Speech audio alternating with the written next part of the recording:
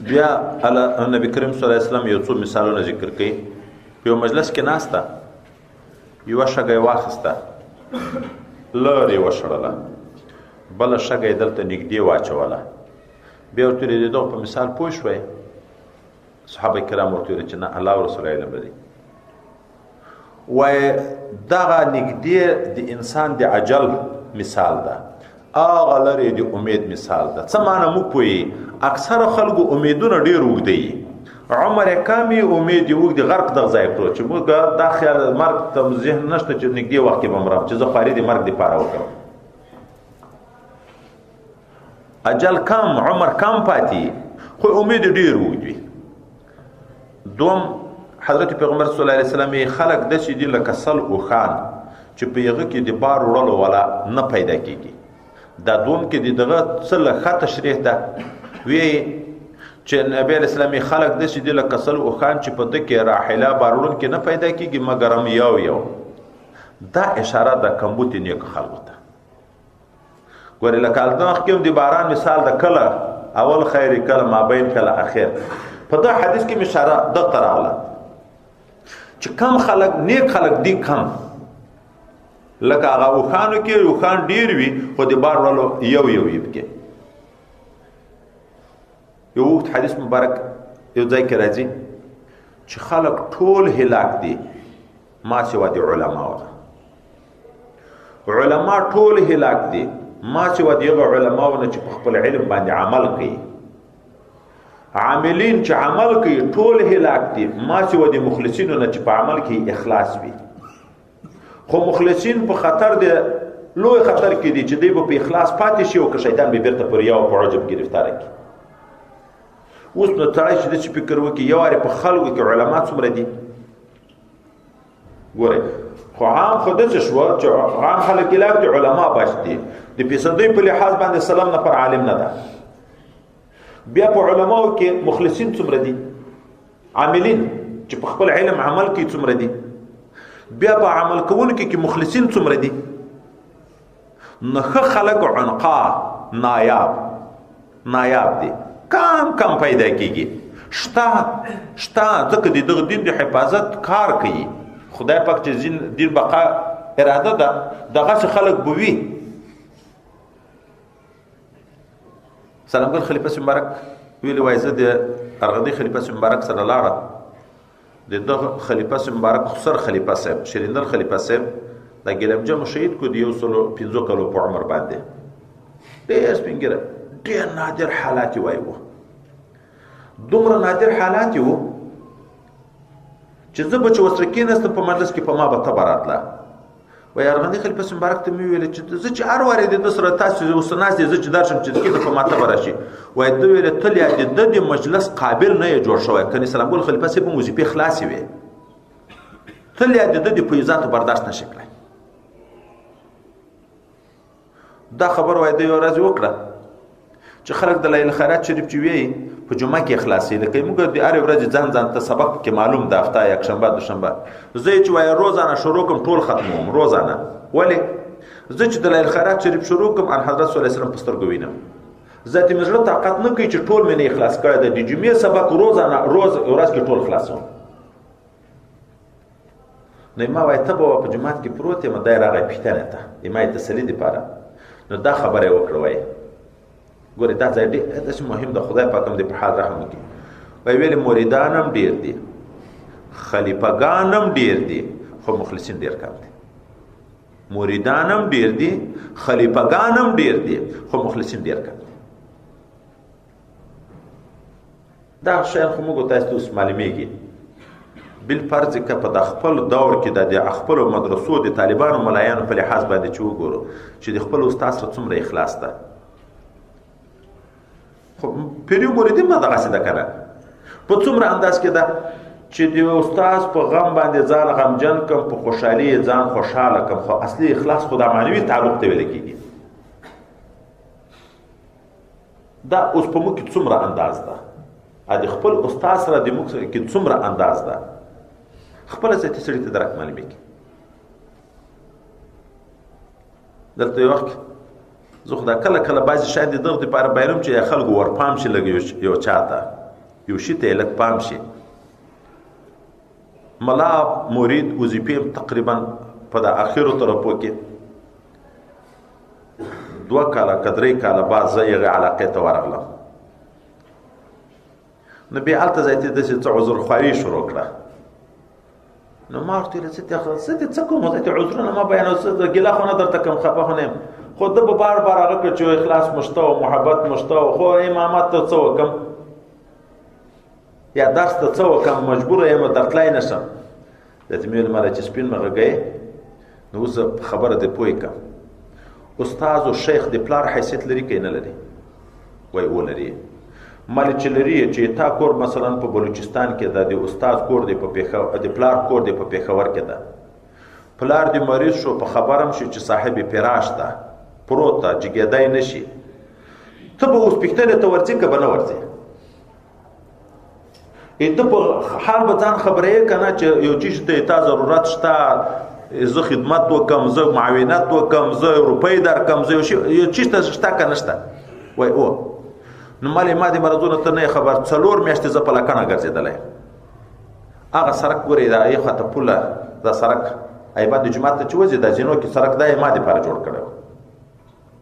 دا سایکل چې اوس پرون ایمون قبلګاه صاحب کې وړ، دا زه به په سایکل کې داسې پیغه لار راوړم په دغه طرف کوز جومات ته خو نه شو دا پاس جومات کې 15 شپې په هغه کمره کې داسې پروت وم، په خپله کمره کې په 15 شپې کې یو وارې کور ته یې په سایکل کې وړی. یو څه وخت مې په لسپیکر کې سبق د یغ ځای نه ویلې، ګویا یې راتېره کړه، په کټ په پروت وم سبق به مې ویلې. مالې ښه دغه حده پورې تا دا دومره پوښتنه وکړه، خو شاګرد مې مرید مې را سره فارغ شوی مې خبره مې چې استاد مې په داسې حال ده چې په کټ پروت ده چې مړ شم بیا به مې په جنازې ته راځي.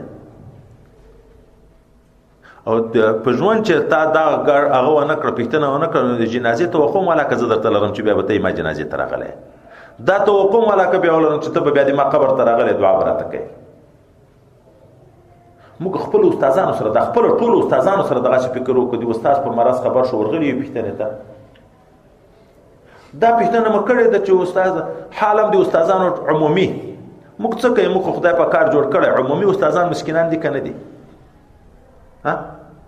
دا ورغلی چې ښه مریض په کور کې د مریضان یو 2 روپۍ ته کومک ما په وس پوره د زه کومک ته سره وکړم، ضرورت شته که نشته؟ ملایان د خپل علاقې استاد کل سپینګیری دیم ملایان هغه بغی دا یې سوچ کړی دی، وارې د پوښتنه تر کړې ده چې تا خو به ضرورت نه وي، که څه کوي ملایان د صدقو نه خلاص یو، بیا خو دا نه خو په فرض ده خو استاد ده که نه؟ موږ اخلاص په دغه انداز په دغه بازار کې موږ د مرض د موږ د ښه او د بد پوښتنه نه چې په 6 میاشتو کې یا 8 میاشتو کې یا کال کې یوه ورځ راغی دلته بس سره په هغه ساعت دستي ستړی مه شي نه مخکې ستړی مه شي نه یې راکړی راته کېږي چې ما سره وظیفه وکړه. دا پوښتنه خو وکړه چې دی مریض ده که جوړ ده، قابل د توجه ده که نه ده؟ په دغه پوښتنه نشته، خو راغلی یم زه راغلی یم ما سره وظیفه 6 میاشتې مې کېږي ما سره وظیفه نه ده کړې، تا کړې ده ولا خو ورته خلاصېږم نه، نو 6 میاشتې مې ګند جوړ کړی ده، اوس ته بیا را صفا کوه، ته که مریض یې که هر شی. دا شی په موږ کې عمومي خلکو کې کم ده. نو نبي علیه الصلاة والسلام خلک داسې دي لکه په اوښانو کې په 100 کې یو د بار سړی پیدا کېږي، مخلص یو پیدا کېږي، واقعي محب یو پیدا کېږي چې په دین پورې زړه خوري. په دین پورې موږ څه استادان څه کوو، خو رسول الله رانه ویرده، الله تعالی رانه ویرده، دا دین خو د الله تعالی د موږ ته را د غاړې کړی، دا خو د رسول الله صلی الله علیه وسلم وراثت ته موږ ته را د غاړې کړی. د دین ابیاري مو کړی، څومره واسمه کړی دی، د په دین پورې مو خپل دماغ څومره خوړلی دی، خپل وجود مو څومره پورې کړی، د روپۍ دې نه لرو خو خله خو خدای پاک راته راکړی، علم را کړی ده که نه؟ په علم باندې د دین خدمت کېږي که نه کېږي؟ هلته که بالفرض که دلته جومات یې ملایي 100 کاله ملایي او په څنګ پورې هلته کوچیان پراته چې نه په اوداسه خبر دي نه په لمانځه خبر دي، یو عالم ورغلی ده هلته چې هغه خلکو ته بیان وکړي، د اوداسه مسله ورته بیان کړي، د لمانځه مسله ورته بیان کړي، د غسل مسله ورته بیان کړي. څه ملایي خو زمار خو زه نه یم، زه خو ملا نه یم، خو دلته خو چې کې په تنخواه یې کې دا خو د خدای د دین خدمت نه شو، دا خو تنخواه اخلي، خو یې پورې زړه وخوره چې هغه هلته پروت غر کېږي. نو مخلصین دي کم. نبی علیہ السلام لکه په سلو کې چې یو د بار سړی پیدا کېږي. دا بل روایت کې حضرت پیغمبر علیه السلام د ما او د تاسې داسې مثال ده لکه یو سړی چې اور بل کې د شپې، دا اور خو د ګټې دپاره وي، خو دا پتنګا نه وي د شپې، دا اوس اور ته ځان اچوي، د ګټې په ځای ځان په سوځي. خو دا د اور سړی لګیا شي، دا پتنګان داسې تر شړي چې داسې نه وي چې وسوځي، خو په سړي زورور شي پتنګان ډېرې چې یو بچکی یا بل پکې ولوېږي، چې بل بچکی یا بل پکې ولګي ځان پکې وسوځي. وایي زه دغه د ګنډې نه پخوا خو لنګونه وو که نه، زه مرانیسم راکش کوم چې جهنم نه رابد شي، تاسې ځان ور اچوئ. شریعت نور د رڼا ده، خو دواړه اړخه لري، ګټې او تاوان. په سوځ یم په بچ کېږم. که دې په ښه عقیده په محبت او په اخلاص د دغه شریعت سره تعلق جوړ کړه، جنت ته دې بیایي. خو که دغه شریعت مطهره دغه نور چې خدای پاک تا ته رالیږلی ده، ته عناد ورسره شروع کړه، نه منل دې شکړه، شک دې پکې کوه، بیا به ځای چیرې جهنم. او نبی علیه السلام مبارک خواري کوي، بیانونه کوي، مثالونه ذکر کوي. ګوره دا اوس مثالونه دي چې موږ تاسو ته ښیي. الله تعالی راته مثالونه بیانوي، رسول الله راته مثالونه بیانوي چې ښه یې پوه کړي، خو سره د ښې پوهې، سره د ښې پوهې عمل نشته. دوی د طرف نه ښه پوه شوي خو عمل نشته، ځکه خو موږ د طرف نه لکه هغه پتنګان چې اور ته ځان اچوي، نبي علیه السلام یې تاسې دغسې ځان اچوئ اور ته.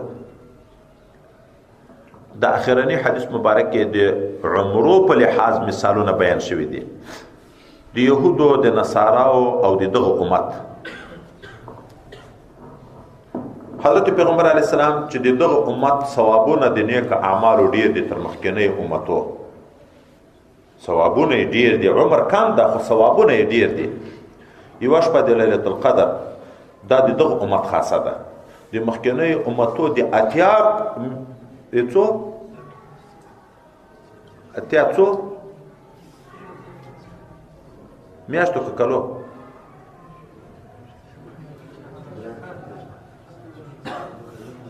اتیا میاشتو که کلو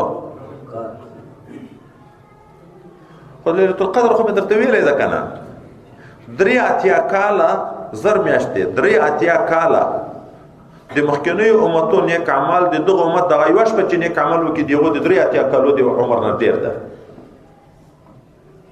نو مثال کې موږ سر خلاصي، ورځ ده د سهار نه تر ماښامه 3 تقسیمه ده، د سهار نه تر ماسپښین تر زواله 1، د زوال نه د مازدیګر تر وخته 2، د مازدیګر نه تر ماښامه پورې 3. د سهار نه تر ماسپښیمه وخت اوږد ده، بیا 2 مقام د ماسپښیم نه تر مازدیګره دا وخت ده، 3 هغه کم وخت د مازدیګر نه د موږ مذهب په دا ده چې تاخیر مستحب ده که نه، د مازدیګر نه تر ماښامه. نبی علیه السلام د یهودو مثال د دوی د عبادت د زندګي داسې ده لکه د سهار نه تر ماسپښیمه چې یو سړی مزدوري وکړي په 1 روپۍ، 1 قرات. یا نصاراو بیا داسې مثال ده لکه د ماسپښین نه تر مازدیګر تر لمانځه چې مزدوري وکړي په 1 قرات. د دغه امت مثال داسې ده لکه د مازدیګر نه تر ماښامه چې مزدوري وکړي په 2 قرات. وخت کم، اجرت 2 چند. د سهار نه تر هغه وخته چې مثلا تقسیم وکړي د ګنټو په حساب باندې، سهار نه تر ماسپښیمه پورې مثلا 6 غنټې شوې، 4 غنټې شوې، د ماسپښین نه تر مازدیګره پورې 2 غنټې شوې، د مازدیګر نه تر ماښامه پورې 1 غنټه. خو یهودو زمانه خو اوږده وه، بیا دومره د نصارا وه، بیا هغه مثلا 4 غنټې، دغه 2 غنټې، هغه 1 غنټه. خو هغه په 4 غنټو باندې 100 روپۍ اخیستې، دا بل ته په 2 غنټو باندې 100 روپۍ، دا بل ته په 1 غنټه باندې 200 روپۍ. ځکه یهودو نصارا په غضب شو چې خواري دې موږ ډېره، اجرت دې موږ کم. نه الله تعالی ورته د تاسې حق نه څه در ځای کړی، خو درته ویلي مې 4 غنټې په 100 روپۍ پر اجر مې درکړی که نه؟ نصاراو درته ویلي مې 2 غنټې په 100 روپۍ پر اجر مې درکړی که نه؟ دا چې زه دغه امت ته په 1 غنټه 200 روپۍ ورکوم خو خپله خزانې نه ډېر ورکوم دی تاسې حق مې نه ده ورکړی چې تاسې خفه کېږئ. د خفیان ځای خو به هلته وایي چې د تاسې حق مې په دې خوړلی وای. اوس په دا موږ تاسې پښتو په حساب باندې اوس یو سړی راغی دلته دغه مجلس ته مثلا ملګري باندې تقسیم شروع شو، د روپۍ ورکړي، چاته یې 100 ورکړې، چاته یې 500 ورکړي، چاته یې 1000 روپۍ ورکړي. چا دعوا و ورسره حق و ورسره نو چې څوک عقل لري فکر لري اعتراض وکړي چې ولې د ملانه ته د جنازو کې اوس نه یې ملا ته لږ ډېرې روپۍ ورکړي، دا یو ته دې ولې ډېرې ورکړې تر ما؟ خو ته حق نه و چې ته حق مې در کم کړی دی چې ته په ما اعتراض کړي چې ما خدای خو برابر و، دا ده ته دې ولې تر ما ډېرې ورکړې؟ خو د مال چښتن ده چې چاته لږ ورکړي چاته ډېر ورکړي د خپل اختیار ده. دا ثوابونه خو د الله احسان ده، احسان ده. چاته لږ ورکړي چاته ډېر ورکړي، چاته په یو عمل باندې په دغه امت کې دی نه دی بیا څومره فرق ده، یو عمل باندې یو په 10 بدله ورکړي، په دغه عمل باندې بل ته یو په 200 بدله ورکړي، په دغه عمل باندې بل ته یو په 100 بدله ورکړي. 1 روپۍ د صدقه کړه یو په 10 خدای عوض درکړي، 1 روپۍ د صدقه کړه یو په 200 خدای عوض درکړي، 1 روپۍ د صدقه کړه یو په 100 خدای عوض درکړي. دغه چې مسکین ته د 1 روپۍ ورکړه یو په 10 خدای وعده د ثواب درکړي.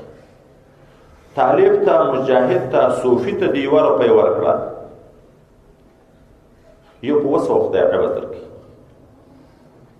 خپله ووتې په ځان دې ولګوله، په ملګري دې ولګوله، هلته وتلی نه یې، په ځان دې ولګوله، په طالبي کې، په جهاد کې، په ملګري دې یو په 100 بیا عوض ده. یو ټولې روپۍ دې ګورئ، عام خلکو تم صدقه ده، علماو تم صدقه ده، مجاهدینو تم صدقه ده، خو چې په خپل هم کې وځي بیا دلته هم صدقه ده. خو الله په دغه ډېر راضي کېږي چې ځان مال دواړه په دین ولګوي. په کور کې هم لمونځ ده، په جامه باندې هم لمونځ ده، هلته هم دغه فرض واجب سنت او ټول شرایط په ځای کوي، دلته هم په ځای کوي، خو په جامه الله راضي کېږي چې الله په حکم په اجتماعي توګه دې وکړه د کور په نسبت یو په 20 ثواب درکوي. دا په کور کې چې لمونځونه کې دا په خدای پکې اعتراض کړی شي چې ولې ماته د یو ثواب راکوي، هغه بل ته په جومات کې چې وکړه، هغه په پردي ځای کې وکړه، هغه ته یو په 20 ورکوي، او ما په خپل کور کې کړی دی ماته یو په یو راکوي. خو یو څه خو به دې الله دا اوس مو نه ویلې، دا استاد چې دعا کوي خو یو څه خو به یو چاته چې کوي یو څه شی خو به پکې ویني، خو یا خدمت ده یا ادب ده، یو څه شی خو ته هغه ته دعا کوي. بل هم شاګرد ده، اولاد ماته مور راغله سپین سرې دی ځوان راته وی چې ما په خپل زوی د ما خیراوي نه لګېږي، ته په ختم کې خیرا وکړه چې خدای تباه کړي. ګوره مور د زوی په باب کې راغله، مور شفقت څومره په اولاد باندې، هغه هم زوی ده، دعا څه کوي خیرا. او بیا دې علماو ته چې په اجتماعي توګه ته خیرا ورته وکړي چې خدای پاک یې تباه کړي، ځکه په بدیو هم لګیا کوي، په بېعزتۍ هم لګیا کوي، غلاوې کوي، ویل کوي، قتل کوي، په زناو په هېڅ شي نه ده بند. دلته ماته خلک راغلي دي، دلته چې داسې خیرا ورته وکړه چې خدای پاک هم تر خلاص کړي. مور یې ویلې ده په زور روپۍ تر غواړي، صندوق په زور په مات کړی دی، دی چرس وي، دی قمار وي، دا یو بل بد عمل کوي. نو اولاد د شفقت په ځای باندې خیرا ورته ورسېږي، د الله مخلوق ده، خو یو ته سره څه معامله کوي، د بل سره خو یو طرف نه خو خبره نشته، خبر خو دغه طرف نه ده. نو حضرت پیغمبر صلی الله علیه وسلم په مثال موږ پوه کړو، موږ امت ته دا راوښوله چې ګورئ دغه عمر ډېر قیمتي عمر ده. خدای پاک موږ تاسو ته په دغه نیک اعمالو باندې د یهودو د نصاراو چې په سوو کلو عمرونه وو، موږ تاسو عمر 80 او 70 کاله ده، خو دغه کم عمر ثواب مقام نه ده. ترغیب ده چې کوشش وکړئ ثواب کې، هغه مخواري کوي، هغه مخواري کوي. دا اوس موږ مستری او مزدوري ستړي څوک ډېره تیری، مزدور او تنخواه څوک جګه اخلي، مستری ډېر اخلي که نه اخلي؟ دا اوس بل ورځ زموږ په کور کې کار و، مستري 900 روپۍ، مزدور 450 روپۍ. ښه علم وکړه، ښه عالم دې ځان نه جوړ کړه چې ثوابونه مزدوران دې ډېر شي، دغه ټیکهداران یې په هره ټیکه کې برخه یي، دا خپل په ګرځي. ګورې خپل په ګرځي، مفت دغه نم روزانه اخلي، دی بل ځای کې ماخلي، په بل ځای کې ماخلي، یو ځای کې نه کار هم نه کوي، بس صرف ورشي، صرف یو ساعت ورته ودرېږي. دا کار داسې وکړه، کار فرماشي، کارکون نه وي، کار فرماشي 5 ځایه ټیکه په هره ټیکه کې روزانه د ده د استازي حق وي. نو که په ټیکه کې نور ګټه ورته پاتې شو، هغه هم د شي. که هغه نه شو ورته پاتې، هغه روزمره خو نور چې 500 اخلي، دی 1500 اخلي.